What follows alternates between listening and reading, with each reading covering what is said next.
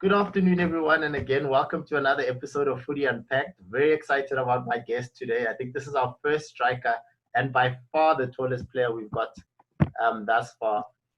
So please welcome Mr. Mame Niang. Hi, Mame, how are you? I'm alright, sir. How are you doing? I am good. Thank you, Mame. How's things there in Norway? I see you in Norway. How's things? How's the virus that side? And how are you guys keeping up? It's been stable actually because we've been out of quarantine for at least 2 months 2 months ago. Sorry, so things have been very stable. We have no case in our city. Most of the cases are in Oslo, the capital city. Mm. But so far, people are back to normal and to their work and stuff. So all has been good. Perfect. And whereabouts in Norway are you stationed? I'm in Kongsvinger, one of the team I played for. Yeah. And I went to the cup final with. Yes. I live in that city. Okay, perfect. So again, Mame, thank you very much for joining us. I think it's going to be a very interesting chat. I remember you quite vividly because I was part of actually the Swallows Academy when you first arrived there. So I've got very distinct memory of you. But I think before we even get there, maybe let's talk about a little bit about Mame growing up. How was it growing up in Senegal? How were the circumstances? And just tell us where the football dream started. Yeah, like I said, I started as a youngster from a family of 11, and I got inspired by my older brother who used to play for a team in Senegal. And he was the closest to make it to a professional level, but he played only 6 months in Qatar. And he was my inspiration because I used to walk 8 kilometers to watch him play football. Sure. So growing up was tough. I won't lie. It was difficult sometimes because my father had no support. We were a family of young children, but things change when one of my brothers become a professor and he start taking care of the family and stuff. And then all of a sudden, the youngest in the family become a professional footballer. So my dream was to change the situation of my life, of my family, and everything. But by the grace of Allah, I managed to do that, and I managed to build myself also what I dreamt of. So I started in the streets of Senegal playing football. I never went to a academy or something like that. I grew up really quick.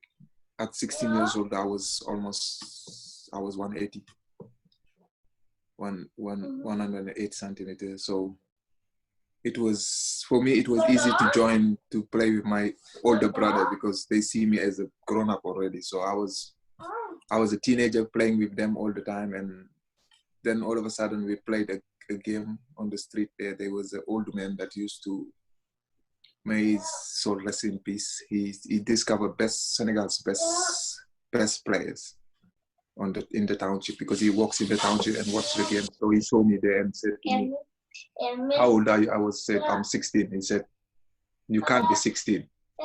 I said, "Well, I'm 16. My legs are just too long." So he's the one that gave me my first chance.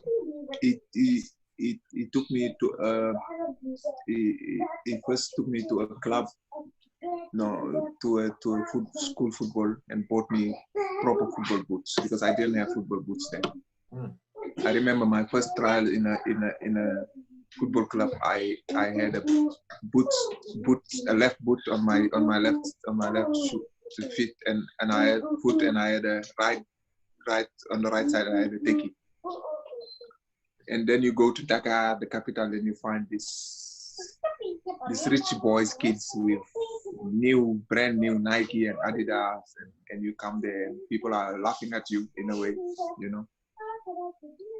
So there was a lot of players, like around 90 players. So they were playing 11v11, then they choose the teams. But because of the way I was dressed, they never gave me a chance in the beginning. So they played like three times 35, I think.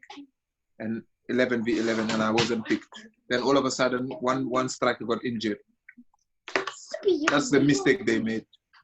And the guy said to me, okay, get in. I got in, people were laughing when I came in. So the 3 halves they played, nobody scored.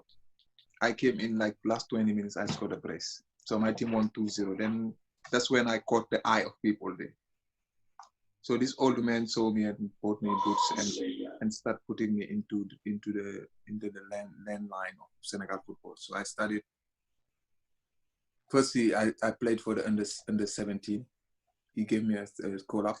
Beside me being in a normal competitive club. Alpha, I'm talking. So I went there. And I came to training and I was like, okay, I'm in the national team, whatever. So I came and I worked hard, and I was picked out of the block. I was picked to one of the strikers that was supposed to lead the national team. So we played Gabon, I think, home and away for the qualifications, and we beat them 2-1, and I scored 1 goal. We lost away. No, we beat them 2-0 and we lost away 2-1. And I scored both legs. So that's when exactly my career started to turn on. Then I joined a team in Senegal called CSS. That was the first division, top division, like PSL 11. So they gave me the chance, and that old man was the coach. And he said, you are my leading striker. And that's the team is known of buying players that comes from Europe that want to come back home. They had money, you know. So I came there, he chose me as a leading striker. I said, why not? Let me just take it. Then I reached at around 17. I took it. I was top scorer of the team. We finished 4th, I think, in the top 4.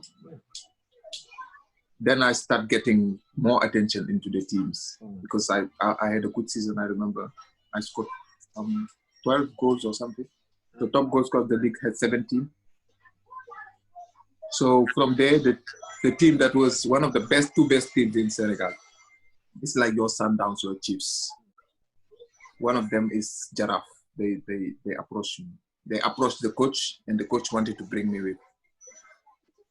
So yeah, and this team is like the top, one of the top. So people were like, no, and he's in Dakar, so I wanted to come home in a way.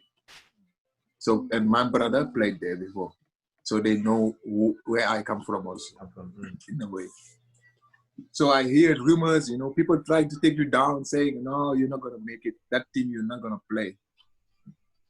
I said, it's not up to anybody. It's up to me.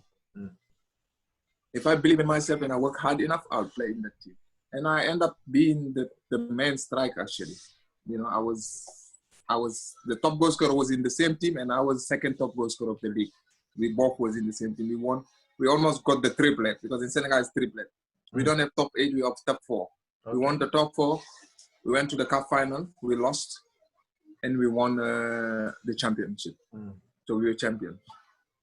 So from there, I got a couple of call-ups from the national team. First team, that was the generation of Elhadji Diouf and Henri Camara, the 2002 generation. They were like top level. They were the best in Africa, local player.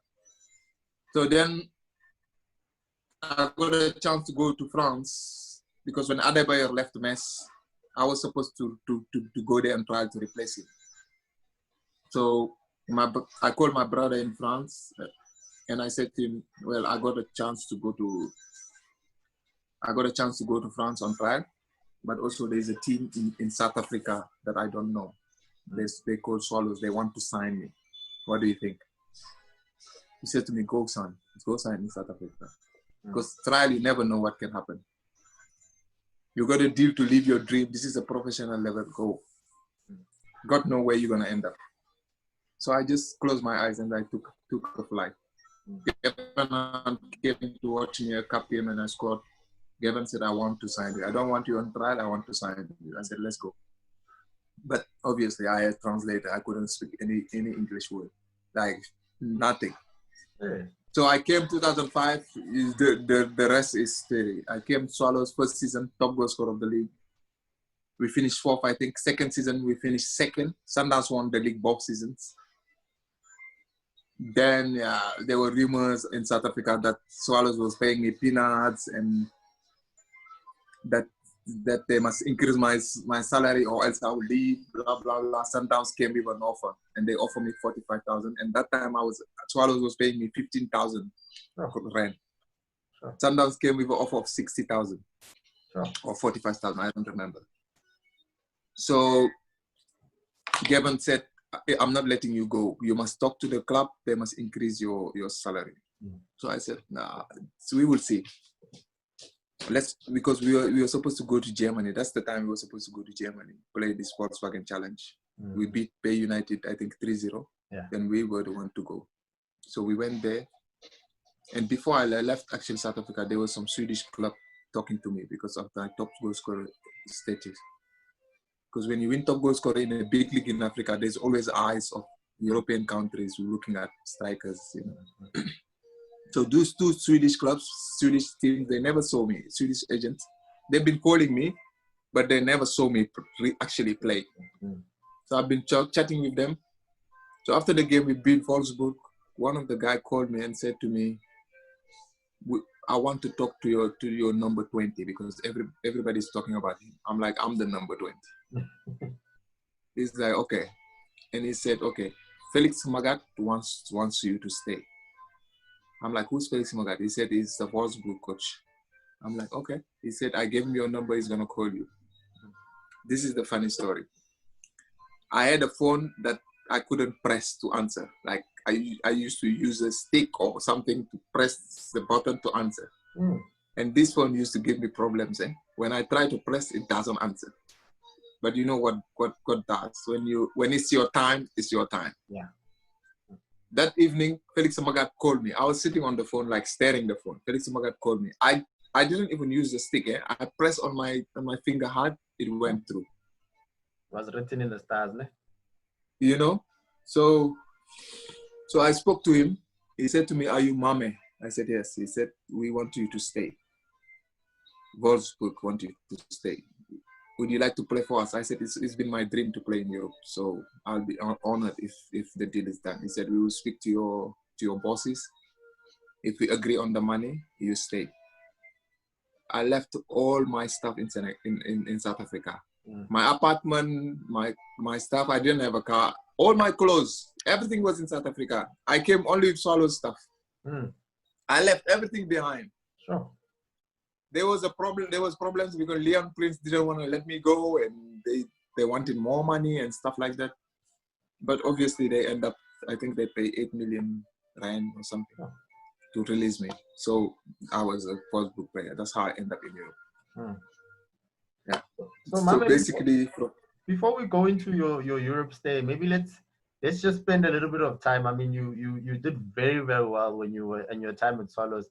And I remember when you first arrived at Swallows, and you were this towering figure, and obviously you played a little bit differently to the South African style.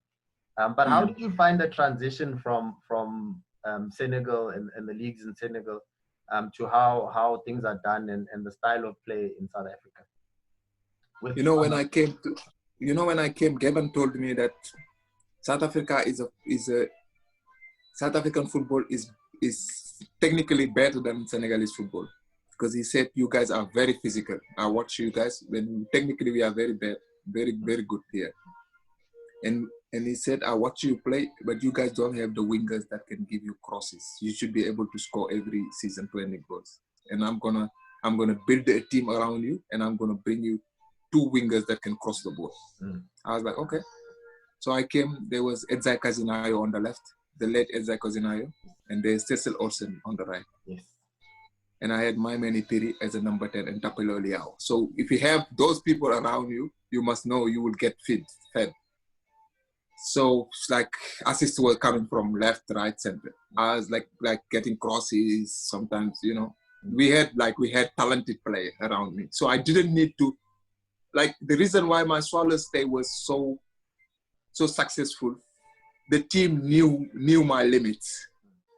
And the coach knew my limits. And those tricky guys were around me. I was just in the box. Because they knew I could finish. So they must just find a way to feed me. That's all I wanted. Because I couldn't get the ball and dribble people. I wasn't the quickest, but I knew where the target was. So my challenge was, what if I get to a club where I don't fit in their system? Because Kevin made me a target man. In Senegal, even I used to come a little bit short and fetch the ball sometimes. But in South Africa, it was completely different. Kevin made me a target man. And I'm so grateful in that, because that role fit me well. Because I'm good, my back towards goal, and I'm good in the air and stuff. So the system of Swallows fit me very well. But obviously, at some stage, you're not gonna play for Gavin anymore. Yeah. So over the years, I tried my best to improve my game in different ways. That's how I end up at SuperSport. That's how I end up at Sundowns, you know. But still, I keep where I was good at. So that was important in my career. And I think I agree with you, and I think we almost saw a lot of improvement on from obviously the way you played when you first arrived at Swallows, which was always in the box and always in and around the box. And then I think we started to see you in SuperSport also come short. I think I saw you take on one or two people at SuperSport at Sundowns, and some of the playing the playing style obviously changed. But my question, I think, is was it purposeful? Did you it look to improve that part of your game? Was it something that you purposefully did, or was it something that sort of just happened as an accessory of being in a country where everyone is a number 10 or a number 8 or a number 6? Yeah, no, you know the thing is, in football, every 10 years the game changes. Basically, every 10 years there is a new style of football. Definitely. Guardiola came and changed the game. Now we all start from the back. All the teams start from the back. Even the worst teams, they start from the back. They try. So in my way, the way I was feeling and the way I felt coming back from Europe, I felt like I've improved in many ways. My touch was better. I could use my right foot more. I've learned so many things during my career that I should be more involved in the game. So when Kevin Johnson came to SuperSport, and Kevin Johnson, everybody knows him of playing football, I had to contribute into the game, and that helped me really. I had to. It's like my goal was to become a better player in a different way, because I didn't want to be just a target man. I could play with somebody that's quicker, that's behind me, that's more like a target man. Like the first games I played for Sundowns, Pizzo used me as like a mini number 10, like somebody that just get the flick ons and get the one touch, then they play the quick guy up front. So that game I played it in Europe in my second team, and it fit me well. It fit me well. So that was the goal for me to improve. It was a purpose. I wanted to do it. I wanted to improve in a way. Okay. Even beside being in the South African League, I wanted to improve, because even after South Africa, I had other opportunities in Europe. I could have gone to Switzerland. FC Basel wanted me when that season I hit 10 goals at Tax. FC Basel wanted me, and Ivan Vincently, the Vincently brother, they were the Swallows. The one in Switzerland wanted to sign me for a team. And those were the reason why I wanted to improve, because I was still in a good shape. I was young, and I was physically very good, in a very good state of my career. So I could go back to Europe, and I felt like that time if I went to Europe, I would be even my career would have turned a better turn, you know. But obviously, not everything you want happen in the way you want it. So I had to accept it, and Sundowns came with an offer, and then I took it. No, definitely. Yeah. So let's talk about your first European stint. So the first time you went to Europe, and how was it? Obviously acclimatizing to obviously the weather, the different weathers, the different languages, just a different style, a different city. You know, going to Germany, my first challenge was the language. Yes. Because German was quite difficult, and German is not like South Africa or Norway. Because Norway, if they have couple of players that speak English, the coach speaks English.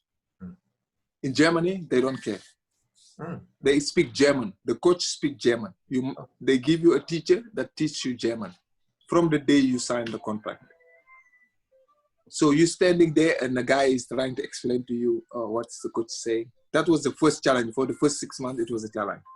And then I had a coach called Felix Magath. Everybody knows Felix Magath. He's known for these extreme training sessions. Being a youngster, you would think, oh, I will nail this. But the level of training in Germany, I never seen anything like that. I think that's what's holding me still up to date. Because the training they were doing, like I couldn't walk up the stairs when I'm done training. That's how heavy it was. And so many players, they just give up when they've been coached by Magath. But he liked me in a way. I don't know how, because he said I work hard and I don't moan, I don't complain. When I was given a task, I do it. Even if it's painful, I'm going to do it. I'm going to finish it. So that's the mentality I had when I went to Germany. I was young, I was fresh, I could do whatever I wanted. So I wanted to train, I wanted to improve. And I come to a team where you find this Edin Dzeko, who's playing for Roma now, who's the captain of Roma. Barzagli, who just retired for Juventus. Like World Cup players, top level players. I wasn't even a full international yet. But I wanted to improve. Despite that, I was one of the players that was always in the 18. Despite all the problems, I didn't play much, but I was always included because he felt like I could give something to the club. And I felt that. But at one stage, when you're young, sometimes you need a mentor. You need somebody that gives you advice. That's what I didn't have because my brother left Senegal and went to another country. We lost contact. Like I didn't have anybody to give me that. You know, I had Gavin, and Gavin was a coach. I couldn't even bother him. And I had my agent, who's the agent. He doesn't know football much, you know. So it was difficult, but that was the challenge I had. Like the language barrier and the training, the first 6 months, that was the challenge I had in Germany. But I mean, what? How did it? So obviously that's hard, and I think pressure brings out the best in us. So what did you say you took out of Germany and out of that situation that sort of steered you in the right direction for the rest of your career? It worked in here mentally. I've become a better player, strength-wise, because when you're 22 years old, 23, and you sit on a bench and you feel like you can do something, but you don't get the chance. Mentally, it worked on my head, but I never gave up. I come to training always on time. I never miss a training. All the duration I was there. You can even ask in South Africa. People that know me know I never miss a training. Even when I heard my name and I come to teams like Stellenbosch, Royal Eagles, I never miss a session. That's my mentality. Doesn't matter what your name is. What you have to do it properly. Because the game, if you pay the game, it will pay you back. That's how it is. But if you cheat the game, you won't get what you need.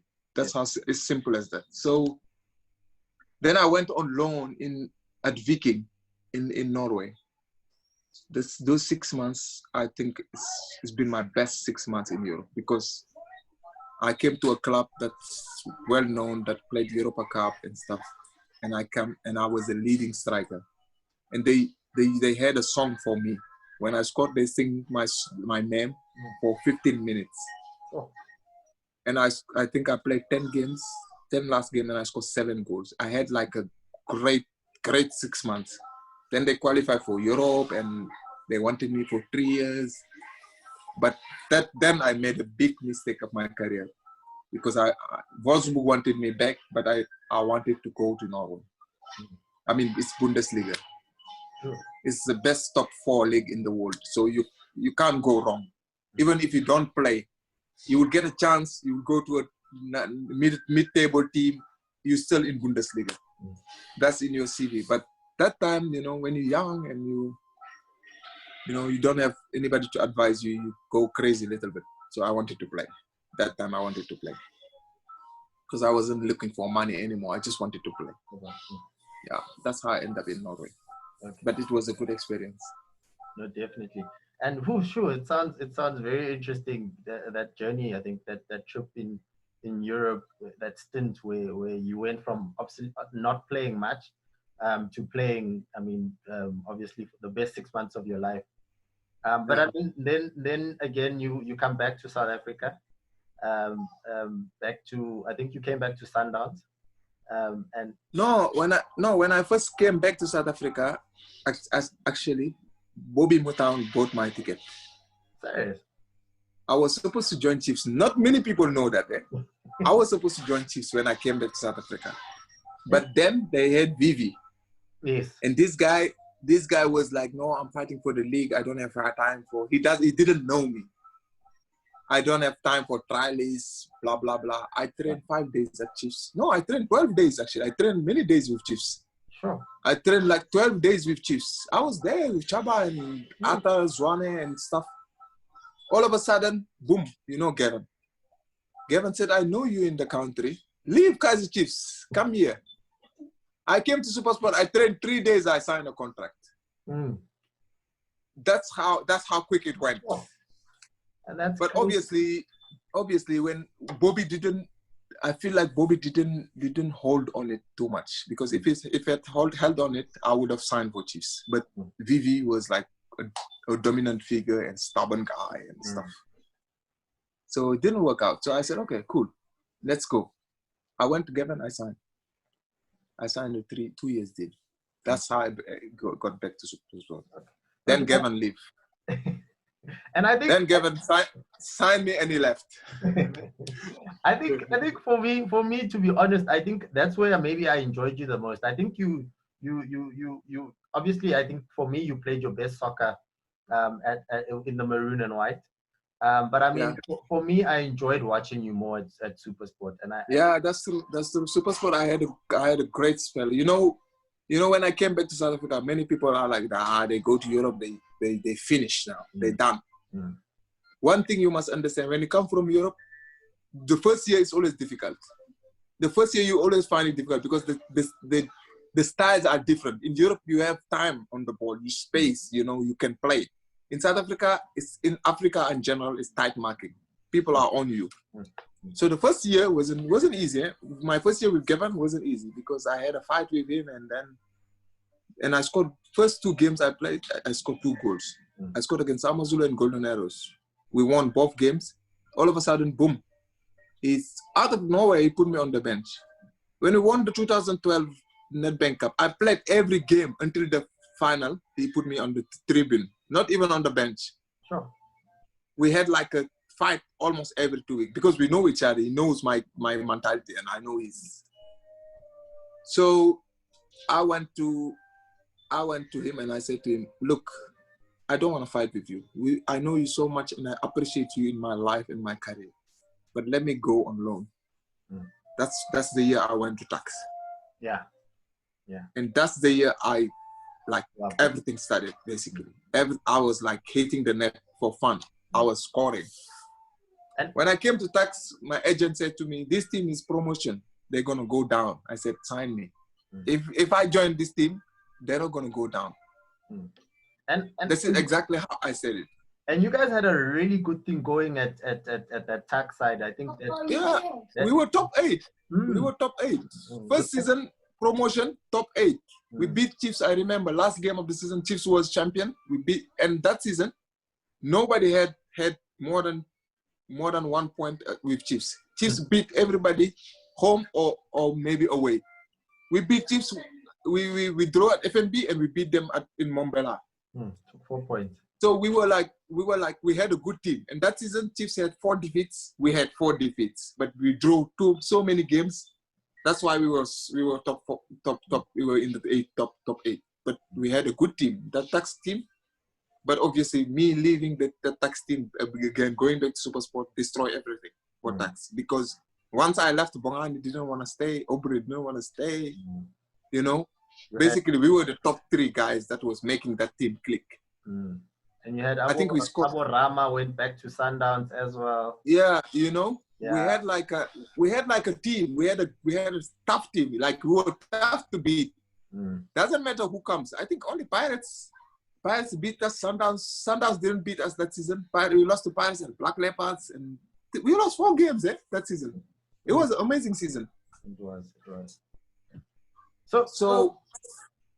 So for me, Mame, I think then the question begs, before we even talk about Sundowns, but the question begs, would you say you enjoyed, and this is now of all the clubs before Sundowns, and let's not talk about Sundowns as yet, but I mean between SuperSport, Tuks, and Swallows, would you say you enjoyed your time more at Tuks, at Swallows? Where would you say you were most comfortable and most happy?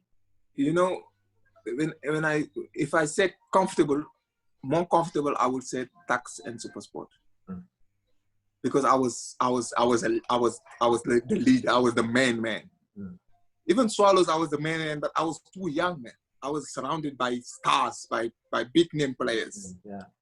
But I was happy. You know, I was a young being that just throwing in the ball of stars. But they let me in a good way because they knew I was the man. I was the goal scorer there. I remember one week I was injured, and Gavin set the team and said, we must protect him, because if he gets injured, the team won't score. We had Dennis Lota was scoring, but then Dennis was old then and injuries, and Timba Marumo wasn't scoring. So I was the main striker. If the goals didn't come from me, we don't score basically. So Gavin, that time I was happy. You know, I was young. I didn't have stress. I didn't have a car. I didn't have a girlfriend. I didn't worry about anything in life. I was just chilled. I was no stress. Obviously, you go to Europe, your CV has boosted. You come back to South Africa. You come to a team like Tuks. Your name is there. You know, people give you that respect. So I had to come out with things when things are tough. I had to put my body on the line. I had to speak to Bongani and Aubrey. I used to shout at them. You know, I was a leader then. I've grown. SuperSport, same. When I came to SuperSport, even though I found people I played with in my early days, I was a leader, you know, because that's who I am in general. You know, I'm a leader. I wanna lead. But when you lead, you need to be an example in many ways. And off the field, I was an example. On the field, I was an example. Okay. Nice. When I left SuperSport, I was supposed to get the armband. That season, when I joined Sundowns, I was supposed to get the armband, but I turned everything down. I wanted just to go. That time, I felt like I've done it. I've done my share. It's time to move. And then some offers comes when you reach 30, you can't turn it down. No, I hear you. And I think maybe then let's talk about your move to Sundowns. So I think maybe in a nutshell, if you were to just wrap it up, how would you say your stay was? How were you received? But obviously it was a star-studded team, and I mean obviously there's a lot of cash injection into the team, and it's just it was just at that level. So now how does Mame get received by all these people? And how do you sort of assimilate and be one with all these stars that are larger than life almost? You know, I had a funny fight with Pizzo during that season. And he said to me, Mame, I know you are a big player, but we have big players here also, eh? That's exactly how he told me. I said, yeah, you have big players, but your players never played anywhere than South Africa. I played in Bundesliga. Then he kept quiet. So, you know, Sundowns, I felt like it's the team that work hard the most. To be honest, I tell you, you know, in teams, people think soccer players, they have a nice job. They work from 8 to 12, then they free the rest of the day and they earn money. At Sundowns, we used to do homeworks. Sure. Some players used to leave at the club at 3:30. From 8 to 3:30, because we had like meetings, everybody had an iPad, you must tell your story, your game. You must give your report of your game, how well you played, how bad you played. Everybody had an iPad, eh? You must talk about the opposition. That's why Pitso is successful. People just see what's outside, the stubbornness, the thing. But he works so damn hard. That's the respect I give that person. Because he worked like a maniac. So when I came to Sundowns, I found people I played against and with. So it was easy for me to, at Lafor, we were together many at Supersport. Onyango, we were together. You know, this Teko Modise and Surprise Moriri and them, we played against each other. Mahuta, all of these guys. Then I came in, I fit in well, like it was perfect. But the challenge was, it's Sundowns. You're not gonna play every single game in, game out. And that was my frustration, because I was in that stage of my life where I felt like I scored just 2 seasons in a row, 10 goals and 11 goals. Not many people have done that. Eh? Then I come to Sundowns, boom. First game, man of the match, assist. Second game, we lost to Ajax. Third game, I scored. How many games did Brokey play before he scored for Sundowns or made an assist? I was like, no, this is not fair on me. I came the first 4 games, I played 1 man of the match, 1 assist, 1 goal. 5 games, Piso put me on the bench. So I got pissed. Then Then I'm like, okay. Obviously, I'm a professional. No matter how pissed I get, I work hard. I do my job. I train, I come on time. I leave when they ask me to leave. Simple. He liked me for that. Champions League, we played TP Mazembe. This is the reason why he bought me. Because of my strengths, because of my experience of Africa. He bought me for the Champions League. We come Champions League, we play TP Mazembe. Home, we beat them 1-0. We went away. They're leading 3-0. 3-0. If we lose 3-2, we go through. Pitso put me in and Percy Tao, 15 minutes to go. 15 minutes, bruh. I came in, I changed the game. We scored 1. I hit the crossbar. If I score there, it's 3-2, we go through. That's the day he realized how messed up he did this game. Because that game, if he had started me, it was a different story. But he let me on the bench. Then he couldn't look at me in the eyes throughout the whole season, basically. From there, as we were eliminated in the Champions League, he was like, I couldn't understand it, you know. I felt like, okay, let me just continue the season. We're having a good season. We're fighting for the title. We are in the cup final, blah, blah, blah. I was just playing in and out, going in and out, in and out. Eventually, I won I won titles there, and I left. And I left in a good term, because me, I don't fight. I don't come and say, use the F word and blah, blah. I don't do that. I'm a polite person and I'm a hard worker. Everybody knows me. Wherever I go. So that's why I requested a loan to Cyprus that season, after that season. And it was accepted, and then I was off again. Awesome. Because in my career, for me, it's always challenges. I love challenges. And especially challenges people think I'm gonna fail. Those are the one I take. So yeah, that's the kind of person I am. And it sounds like it's sort of a string through your whole life, this challenge. I mean, from almost where you started out, where it was Mame won't make it, and because of this, yeah, there was always reasons for why you shouldn't make it. And it sounds like your mentality has kept you in it. Bro, I've been in the game for 19 years professional, 19 years. If I didn't have a strong mentality, I'll be broken a long time ago. But wherever I go, Cyprus, I'll tell you a story about Cyprus. I was bought by a coach. I came to the club, the coach, I'm playing every game. Didn't score my first 4 games. Didn't score, I think I scored in the 5th game or whatever. The coach got fired. Because those clubs, they're crazy. Turkish clubs and Cyprus clubs, they're crazy. Coaches can be fired easily. So the coach got fired, the new coach comes. I'm not going to play you because I played different way. I want quick strikers. I'm like, okay, fine. I sit on the bench. This guy came, he's losing. I come on, I made an assist, they equalize. I think 4 games in a row, every time he put me on, I made a difference. He came to me and looked at me and said to me, what's up? What are you thinking? I said, no, I must ask you that question. Because you don't like my style, yet I'm the one that's saving your job. So what's your problem with me? He said, I don't have a problem. The next game, he put me on the starting lineup.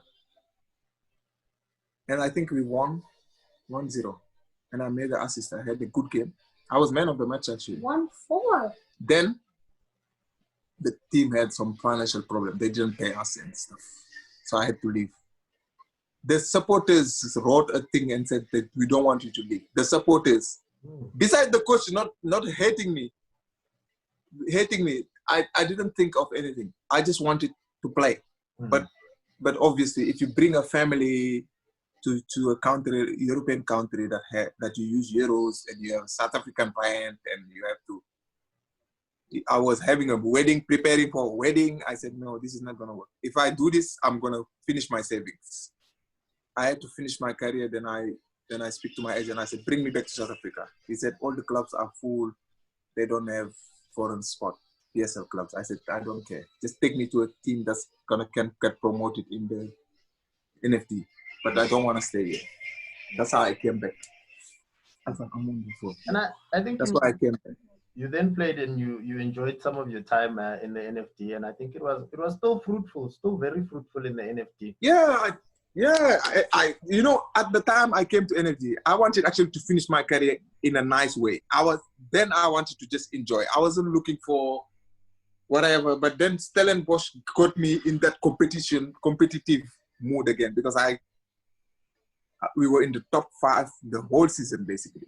Since the day I came, I came first day, we played Cosmos away, I scored 1-0. I said to Steve, this team, we can get promotion, but we need to work because we didn't have a bench. That's the problem we had at Stellenbosch. We managed to make it in the playoffs, but yet we don't have a bench. We got a couple of injuries, couple of red cards. Everything was messed up. But I enjoyed it. The Royal Eagles, the same. I came, they were fighting for relegation. I said to the boss, pay me this money, I'll come out play. This team won't get relegated. The goal I scored in Cape Town saved them actually. I scored 1-0, we beat FC Cape Town or whatever. One of these teams in Cape Town, Ubuntu, whatever. Same. Amazulu, I had a lot of injuries. Amazulu, I didn't enjoy it so much but I enjoyed Durban. Durban was nice, and my family loved it. It was nice. But I had good spells, you know. I enjoyed them. Then I came back to Tax. That was the last season. I came back to Tax last season. Then I retired actually. Tebza called me and said, dude, you can't retire. We don't have a striker. Come help us. I said, no, Tebza, I just retired. Tebza said, come, man. Because Tebza was my teammate at Solid. I said, okay. I took it. Came there. Tax was doing well until December. But then, you know, my wife wasn't here. My son wasn't there. And I wasn't feeling really, you know, it was bad for them. They waited for 1 year without seeing me. And that was bad from my side. I said, no, let me just finish. I told Tax, I terminated the contract. Now it's time. It's time to hang up. It's been a pleasure, but it's time. So are you saying that you kicked your last ball at Tax? Tax was my last team. I started at Swallows, it finished at Tax. That's why I lost South Africa. It started there, it finished there. Hectic. I thought maybe you played one more season overseas and maybe in Norway before you then. No, I played in between in Norway. I played in Kongsvinger the season before Tax. And the season before that, I was after the Royal Eagles, I came back to Kongsvinger and I was in the cup final again. When I was in NFD, I came to Norway and I was in the cup final. So that was amazing. But I played Kongsvinger 4 spells. No player have ever done that in Kongsvinger's history. I'm the only one. 4 spells. So So yeah, Kongsvinger is a nice city. It's a chilled city, and I love it here. My wife is from here. And yeah. So yeah, so this is how it all ended up. Tax was the last place I kicked my professional ball, and I'm so grateful to Tax, you know, and Coach Van for giving me that chance. And then I came to Norway, back to Norway. I trained with the team actually for the preseason, and I scored 2 goals in 2 games. I was the only one that scored actually, but I decided no, let me just stop. I was like tired. I felt like it's been a journey, my brother. It's been long. So I said, no, let me just chill. Let me just live it. And then I started my coaching career, you know. Because I wanted to be a coach. I've been training this coach at this academy while I was playing. Then all of a sudden I got a call, a message from Facebook from a club called Shelmira, 5th division in Norway. They said, we want you to be our coach, head coach. You can choose your assistant and blah, blah, blah. I said, my assistant, I can't choose it. You choose an assistant. I talked to him, we work for now. So they decided to give me an assistant. So far it's been going good. We've been training well, and I've built a team. But the challenge is the corona, they stopped all the low divisions. So the top division and the first division are playing, but the rest, they still on hold. So that's where we are now. Okay, yeah. I hear you. And I think, Mame, it's been a long journey. I think I want to ask you just one more question just about your career before or not necessarily about your career, but I mean, in South Africa, we struggle. We really do struggle with producing strikers and an actual number 9. What would you say we need to do from a development perspective to produce more number 9s, as well as what do you think makes up a good striker for you, a good number 9 for Mame? You see, to be a striker, the first thing, striker, nobody rates you on your touch, on how much you dribble or whatever you do. They rate you on your goal scoring talent. So if somebody comes to you as a youngster and said, I'm a striker, when you want to develop strikers, the first things you need to teach them is get your first touch right, know where the target is. For me, that's the first thing. If you have a good first touch and you know how to finish, you can be a striker. The rest is the training. You need to train it. You know, the movements and all these things, you need to help them to train it. I think South Africa has good strikers, but the problem is inconsistency of the pitch lifestyle and all kind of things. Because I've you know, throughout my time in NFD, I've seen good strikers. I've seen very good strikers that can lead PSL teams. But obviously, when you come when you see a player that's 22-year-old and he's doing well at the club and he's signed a 4-year deal, he gets comfortable. You understand? He gets comfortable. He doesn't work hard. When he plays one good game, he goes out drinking, all kind of things. This is the reason why South Africa can't produce a good striker, because people don't follow up and people are not so strict enough to tell these boys, look, I'm not saying you can't drink, but your career comes first, because this is your bread and butter. You can't fix cars, you can't sell cars, you can't be in the office. Your legs are your tools. You understand? Get what's gonna make you a better striker. Don't just be satisfied of being an NFD player. You must eye for a bigger thing. You understand? I think the development doesn't matter if you don't change the mentality of the youngsters. You can develop them as much as you want, but change the mentality. I think that's what we have in South Africa. That's our problem. We have good footballers. South Africa have talented footballers, but lifestyle. Teach these kids how to live a professional footballer's life.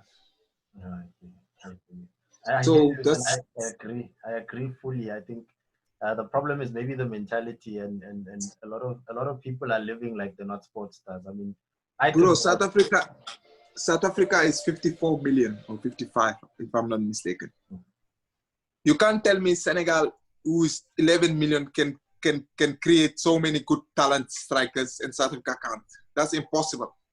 There is no chance. If Senegal create a Sadio Mane, South Africa should create a Ronaldo. But mentality. That's all. That's why I'm dreaming to finish my coaching badge. I want to coach in South Africa because I feel like I can change so many footballers' mentality there, and they can be a better footballer. I'm telling you. But everything is a step. Yeah, we go step by step. Definitely. Yeah. And we'll be waiting when you're ready. We'll be waiting on this side to watch Definitely. that coach by you. Definitely. I think, Mame, maybe just to close, and thank you very much for this chat. I mean, it's been so inspirational, and I've learned so much about you. I mean, I was almost there at OR Tambo when you landed and came to South Africa because I saw you come into Swallows and I watched your first training session, to be very honest. Yeah. But I mean, I think maybe if you could just maybe give us a word for the youngsters that are looking at it and saying, I'm inspired by Mame, I want to follow his path. What would you say to someone that says, I want to mimic and follow your path and be great as well? You know, the message I send to things is what I've done through my life. You respect the game, you respect yourself, and you work hard. These are three things that and you believe in yourself, because you're going to hear people talking. They're going to say, you're not good enough, you can't make it to the PSL, you can't make it to the NFD, you can't play professional level, you can't make it to Europe. You're going to hear a lot of things. But if these four things are engraved in your head, the hard work, the belief in yourself, all the dedication, the respect you should get to yourself as a football player. If you manage to fix this, you're gonna go far, no matter what people think, and no matter how good you are. If you are the best player in the world, if you don't work hard, somebody that's average, that works double as hard, twice as hard as you, it's gonna be in the same level as you. That's how simple it is. Talent stays, but football is a physical game. You can't do it with talent only. You need to work hard for things that you are good at, and improve things you are bad at. That's how it is. That's all I have to say. I hear you. Awesome, Mame. Thank you very much. I mean, I've learned so much. Oh, you don't understand how much inspiration you've given me, and I think your story has been a very hectic one. I think for 19 years in the game, it's a really long time. But I mean, I think you've done it all, and I am glad that you're actually in coaching and you're helping the youngsters to get there as well. But thank you very much, Mame, for joining us. My pleasure, my brother. It's been a pleasure. And please keep well, man. Keep the family safe. And hopefully we'll see you in South Africa soonish. Hopefully soon.